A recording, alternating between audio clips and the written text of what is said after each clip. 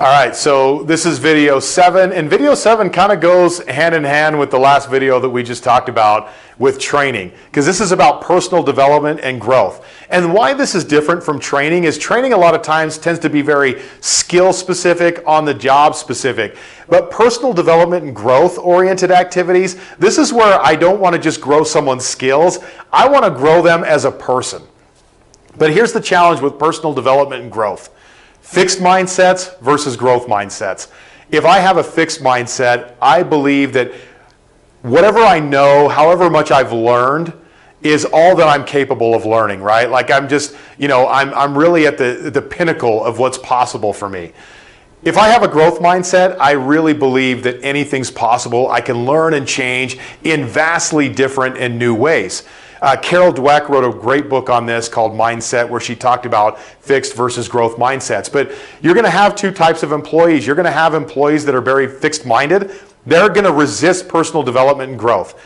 Here's my suggestion to you: if people don't want personal development and growth, do not make them do it. Right? There's nothing worse than trying to force someone to do something for their own benefit, right? There's no reason for that. As a leader of influence, I'm going to invite people to change. I don't expect people to change. So if someone wants to come in and just do their job and go home, that's fine.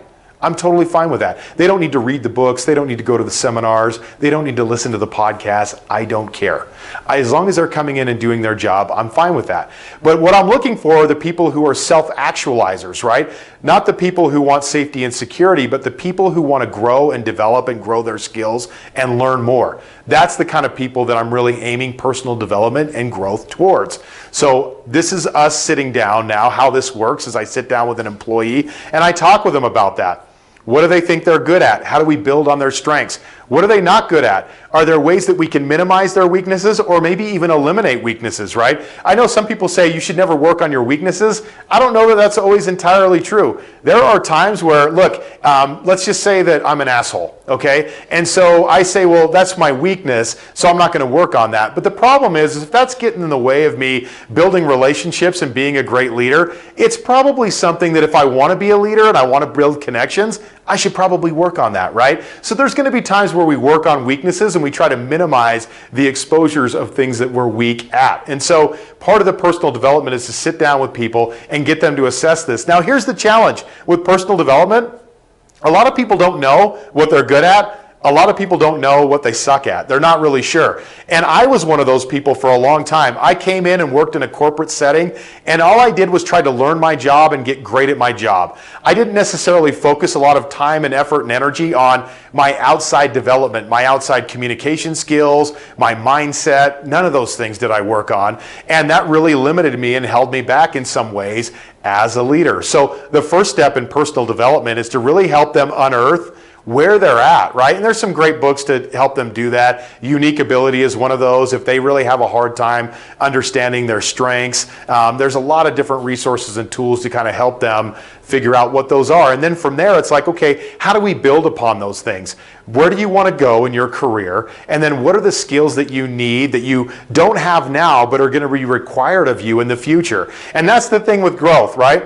A lot of people want to grow, and for those people who want to grow, that requires us to stop doing old behaviors, even though those were good behaviors at times, and start embracing newer behaviors. And the hard part about that, and where you come in as a leader and really empowering people, is you're going to be the person who encourages them and motivates them towards walking out into the darkness. Because when we talk about personal growth and development, man, that is what we were talking about, stepping out into the unknown around things that I am uncertain of, and I am not even sure if that's going to be worth my time, effort, and energy, nor do I even know if I'm going to be good at it. So even if I want to grow, growth is scary, right? It's like, look, if I look at myself, right, old Brandon, I know what old Brandon brings to the table. I know what old Brandon does well. I have learned to deal with old Brandon's imperfections, his idiosyncrasies, all his crazy behavior. I've learned how to deal with that. But now developing and stepping into a new Brandon, I don't even know how to deal with that, right? That may bring up new weaknesses that I didn't even know existed, while also learning how to harness new strengths and new power. It's a very daunting task, right? When we ask people to grow, I think sometimes as leaders, we don't appreciate what that really entails. But here's the thing with scalability is that if we want to empower people and create freedom for ourselves, our ability to grow the capacity of people as humans is a huge part in this process. And a lot of times this takes a lot of work. It's ugly, it's messy because it's growth, and we've got to embrace sucking before we get better at it. And we've got to learn how to encourage people in that walk as well. So as you guys think about, okay, how do I want to put together a personal growth plan and a development plan? Just start by sitting down with employees, asking them, hey, are you good to grow or not grow? It's up to you. Okay, now how do you want to proceed? Where would you want to grow? What do you want to learn? What do you want to do that you think would be beneficial to you and your abilities as a member of this team?